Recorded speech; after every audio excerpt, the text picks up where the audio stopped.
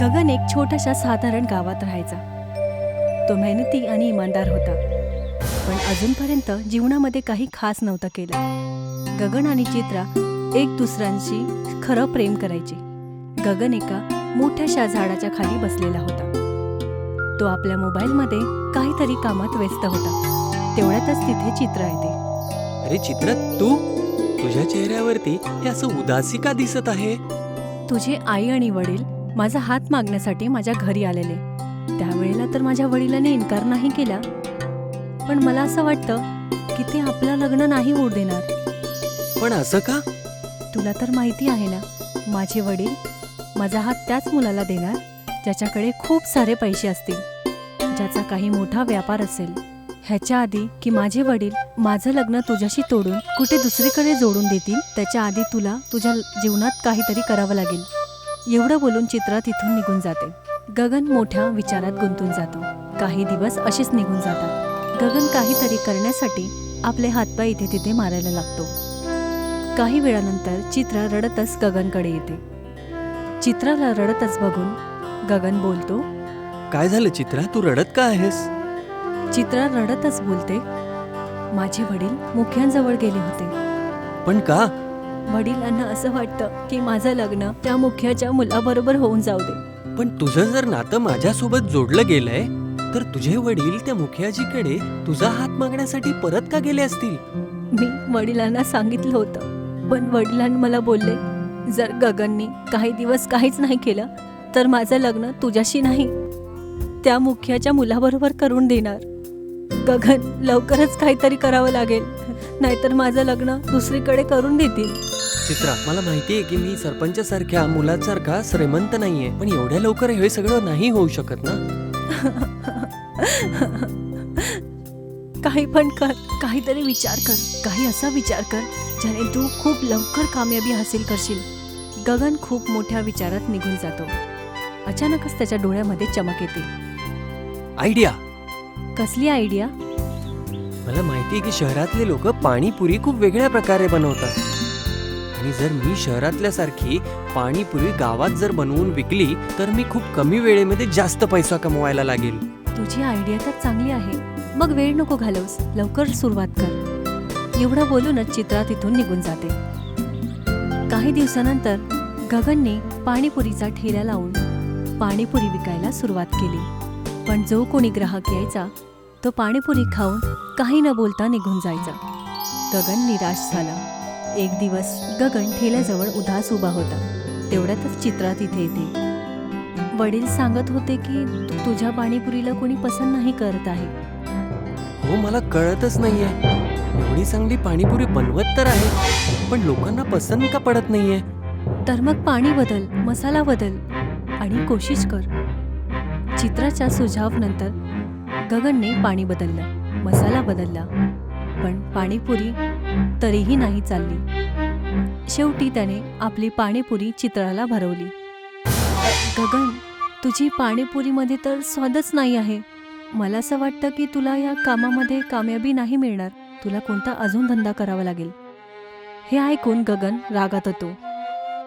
नाही, मी याच धंद्यामधून पुढे जाऊन दाखवेल. मी पाणीपुरीचा धंदा नाही सोडणार. मी यावरतीच टिकून राहील. त्या दिवशीपासून गगन पाणीपुरी बनवायचे वेगवेगळे तरीके बघत होता. एके दिवशी गगन जंगलामध्ये बसून गहऱ्या विचारात होता.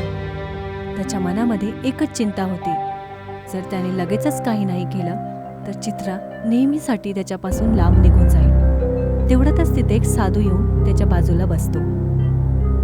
काय झालं पुत्र? तू तर खूप वाईट विचारात दिसत आहेस. गगन साधू महाराजांच्या जवळ बघतो आणि त्याच्या डोळ्यातनं अश्रू बाहेर येतात. तू तर पुरुष आहे, आणि पुरुषांच्या डोळ्यामध्ये अश्रू चांगले नाही वाटत. सांग, तू का रडत आहेस? गगन आपली सगळ्या घटना साधू महाराजांना सांगतो. जर मी लवकर काही नाही केलं तर चित्राचे वडील चित्राचा विवाह कुठे दुसरीकडे लावून देतील. हे ऐकून साधू महाराज रहस्यमय अंदाजामध्ये हास्य देतात. जेव्हा परिश्रम करून सुद्धा काम नाही बनत, की रस्ता अजून संपूर्णपणे संपलाच नाहीये. म्हणजे मला काही कळालं नाही. जेव्हा आपल्याला सोप्या पद्धतीने सफलता नाही मिळाली तर समजून घ्यायला पाहिजे, हे ईश्वर तुला खूप जास्त मोठी तरक्की देतील. आता माझी गोष्ट लक्ष देऊन ऐक. तू इथून सरळ जंगलाकडे चालला जा. तुला तिथे एक गुफा दिसेल. त्या गुफेच्या आतमध्ये जा. तिथे गेल्यानंतर तू बदलून जाशील. परंतु लक्षात ठेव, त्या गुफेच्या मध्ये तू जे पण काही बघशील त्याचं रहस्य कोणालाच नाही सांगणार. एवढं बोलून साधू महाराज तिथून निघून जातात. साधू महाराजांचं बोलण्याने गगनला एकदम गहराई दिसली. तो तेवढ्याच क्षणामध्ये उठला आणि जंगलाच्या आतमध्ये निघून गेला. काही वेळ चालल्यानंतर त्याला जंगलाच्या मधोमध एक गुफा दिसते. असं वाटतंय ती हीच गुफा आहे ज्याच्याबद्दल साधू महाराज सांगत होते. आता बघतो शेवटी या गुफेमध्ये असं खास तरी काय आहे. एवढं बोलून गगन त्या आतमध्ये निघून जातो. आतमध्ये गेल्यानंतर अचानक एक रोशनी येते. दुसऱ्या क्षणातच गगनला गुफाच्या आतमध्ये एक दुसरा दरवाजा दिसला. जसंच तो त्या दरवाजाला पार करतो तर तो एका अद्भुत जंगलामध्ये जाऊन पोचतो. समोरचं दृश्य बघून गगन पूर्णपणे अचंब होतो. त्याच्या समोर एक रंगीन आणि एक खुशहाल दुनिया होती. जिथे सगळे चारीकडे गोल गोल पाणीपुरीसारखे घरे बनलेली होती. त्या घरांची भिंत सुंदर हिरवं आणि लाल रंगाची होती. जसं की कुरकुरीत पाणीपुरीवरती मसाले सजवले असतील. आणि रस्तेही खूप पतले पतले होते. ज्यांच्या मधोमधी मसालेदार पाण्याने बनलेले तलावही होते. त्या तलावमधून बुलबुले बाहेर येत होते. तिकडचे झाडही वेगवेगळे होते. गोल मटोल जसे त्यांचे चेहरे पूर्णपणे पाणीपुरीने बनलेले होते. कोणाच्या चेहऱ्यावरती धनियाची हरियाली होती तर कोणावरती त्या चिंचाची हलकीशी मिठास पसरलेली होती. हे काय? हे तर काही साधारण माणसं दिसत नाहीये. ह्या सगळ्यांचे चेहरे पाणीपुरी सारखे दिसतायत. गगन आश्चर्यभरे नजरेने समोर जातो. पूर्ण गावाला पूर्णपणे बघायला लागतो. त्याला असं वाटतं की तिकडची सर्व गोष्ट पाणीपुरीशी जुडलेली असेल. तेवढ्यातच त्याच्यासमोर एक मुलगी होती जी पूर्णपणे पाणीपुरीने बनलेली होती. तू तर मनुष्य आहे, तू इथे कसा आलास? गगन तिला लक्ष देऊन बघतो आणि आपलं मनुष्यची घटना आणि जीवनातली गोष्ट तिला सांगतो. समजली. तर तुला इथे साधू महाराजांनी पाठवलं आहे. काय तू वचन देशील की तू या जगाच्या बद्दल कोणाला नाही सांगणार, की हे एक पाणीपुरीची दुनिया आहे? गगन हामी भरतो. आम्ही तुला पाणीपुरी बनवायला शिकवू शकतो, पण 2 शर्तांवरती. पहिली की तू गरिबांना मुफ्त पाणीपुरी भरवशील आणि दुसरी आमच्या दुनियाचा राज कोणालाही नाही सांगणार. गगनने दोन्ही शर्त मान्य केली. पाणीपुरीच्या मुलीने गगनला एक नवीन रेसिपीने पाणीपुरी बनवायला शिकवलं.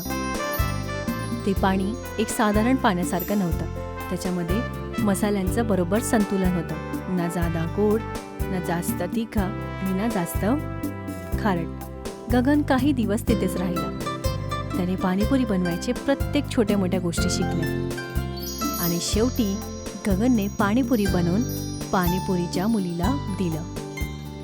हां, एकदम आमच्या दुनियासारखीच पाणीपुरी बनली आहे. जर तू ही आपल्या दुनियामध्ये भरवशील तर लोक पाणीपुरीच्या सोबतच आपली बोटही खाऊन जातील. हे ऐकून गगन हसायला लागला. काही वेळानंतर गगन बाहेर गुफाच्या येतो. गुफा नेहमीसाठीच बंद झाली आणि आता गगन पूर्णपणे बदललेला होता. गगनने परत आपल्या पाणीपुरीचा ठेला लावला. पण आता जे कोणी पाणीपुरी खायला येतात तो फक्त हैराण व्हायचा. लोक बोलायला लागले, वाह, असा स्वाद तर कधीच नाही खाल्ला. गगन गरिबांना मुफ्त पाणीपुरी द्यायला लागला. हळूहळू त्याचं नाव लांब लांबपर्यंत पसरायला लागला. गगन सफल बनला आणि एके दिवशी गगन आणि चित्राचं लग्नही झालं. गगनने नेहमीच या गोष्टीला रहस्यमय ठेवलं की त्याने पाणीपुरी बनवणं कुठून शिकलं.